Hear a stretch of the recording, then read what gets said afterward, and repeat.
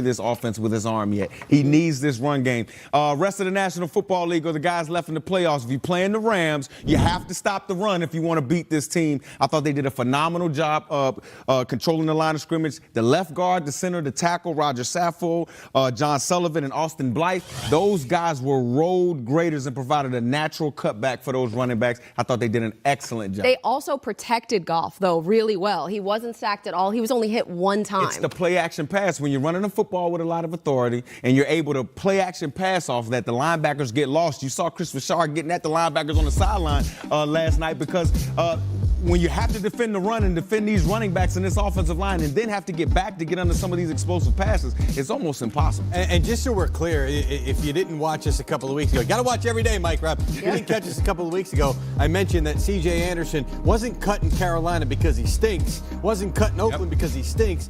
Panthers just couldn't take Christian McCaffrey off the field, and they said, let's let this guy go elsewhere and get a job. And the Raiders needed healthy bodies. The Raiders wanted to bring him back the week that the Rams wanted to sign him. So had it been a day here and there, yeah, but maybe a day sooner, he's not on the Rams, and maybe this is a different story last night. But the guy is really setting himself up to be a running back. Maybe it's not in Los Angeles, but somewhere. He's going to be a free agent in the spring. He's only, 28 years old? Yeah. Still got a lot of good football left. I don't understand, too, even when he was a free agent going into the season, he wasn't heavily sought after. And for some reason, people have in their mind that he's not that back, but he's showing you he can be that back. He was that back in Denver. He's shown you didn't get the opportunity in Carolina because the obvious guy, which is Christian McCaffrey, who is their guy, rightfully so, but he's showing you that he can play. He can run downhill, pass in front, and also pass block as well. He is a complete back. He doesn't look like the back that everybody says, but he is that back that you can see doing it. We got to show a little love to this defensive front of the Los Angeles Rams also. To be able to stop Ezekiel Elliott, 20 carries, 47 yards. I mean, Ndamukong Suh splitting double teams, getting excited about some things. I thought they really showed up in the run game. They didn't show up in the run game all season, but last night when it counted, look at this fourth down play stopping. This was power on power, Jeezy. You were right. They ran a power play and just could not use the strength to get over the Los Angeles Rams. But they did. Listen, first play of the game was what we talked about yesterday, that toss sweep. Yep. That they were trying to run, and they got chased down from the back end by one of the defensive linemen. It may have been Donald. I'm forgetting exactly. The first play of the game, I saw that, and I said, oh, boy.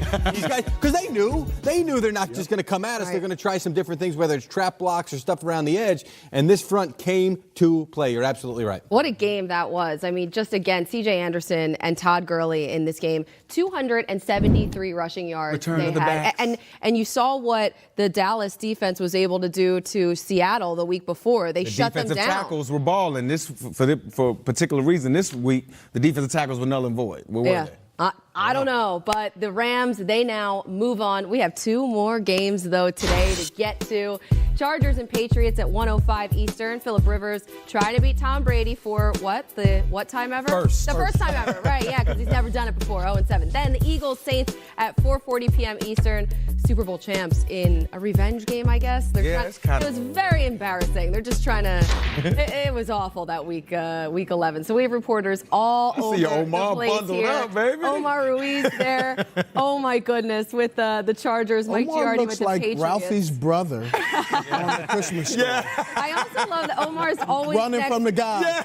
Omar's always next to a thermometer too. Aditi Kinkhabwala there with the Eagles, bottom left, and Tom Pelissero with the Saints. But Omar, we're going to start with you. So Rivers, he's getting ready to face Tom Brady. How you doing out there, buddy?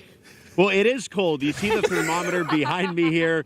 Phillip Rivers saying what an awesome challenge this is to play the best team of his generation in this environment to keep their Super Bowl hopes alive. He says they're going to miss a throw. They're going to miss a tackle. They don't have to play perfectly, but they do have to hang together long enough to find a way to win, which is what they've done all year. A big reason why they're the 8th team in history to win at least 9 games away from home. The previous 7 to do it all went on to win the Super Bowl. The most recent, the 2016 New England Patriots. For more now on the 2018 New England Patriots, let's send it over to Mike Giardi.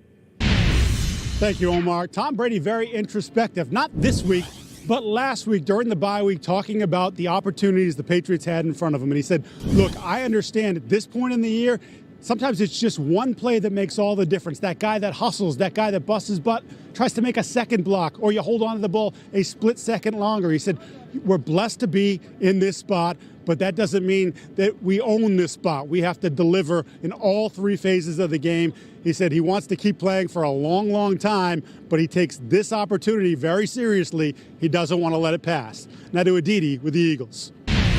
Mike, the Eagles are in a familiar spot, being led in the playoffs by Nick Foles. But this isn't just a redux of a year ago. Last season, Foles had to make sure that a hurtling train was kept on the tracks. This year, he's been responsible for rallying his teammates around him. Why? How? Part of it has been decisive decision-making at the line. Part of it is his accuracy. Part of it is that he's playing so well. But there's more than that. Wide receiver Nelson Aguilar told me it's his demeanor. He said Nick Foles is never a guy that needs to be picked up. He has a very short-term memory, and that is something that this team embodies. As Aguilar put it, we understand that we're playing for the next play. We are living in the moment. Now for more on the Saints, let's go to Tom Pelissero.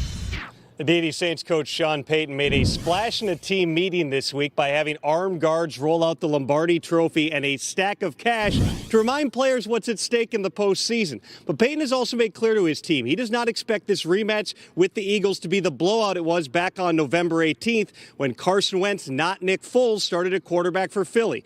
Saints receiver Traquan Smith told me he's just been saying it's going to be a fight. If not in the first quarter, then definitely the second quarter. We've got to have our heads together and play our ball. The Saints are 5-0 in home playoff games during the Payton era, and the #1 seed means the road to Atlanta goes through New Orleans, Colleen. And that's never good for the visiting team ever. Thank you, Tom.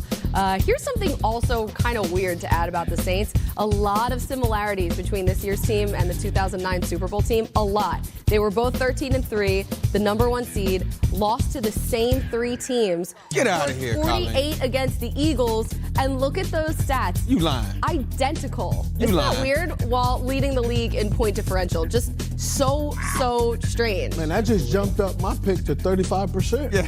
Oh, really? Okay. Well then. 35% again. Hey now, that number just keeps sticking around. I don't know popping why. up.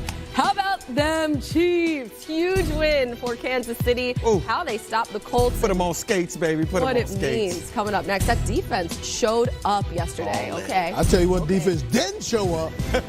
Oh, the Colts. Peyton, he's hoping his defense shows up, knows a thing or two about winning the Super Bowl, and he's making sure his team remembers that. Of course, we just heard a little bit from Tom Pelissero about it, but we have some new details on an all-time locker room speech. Uh-oh. Yeah. Some new wrinkles coming up next. Wrinkles? Okay. Let me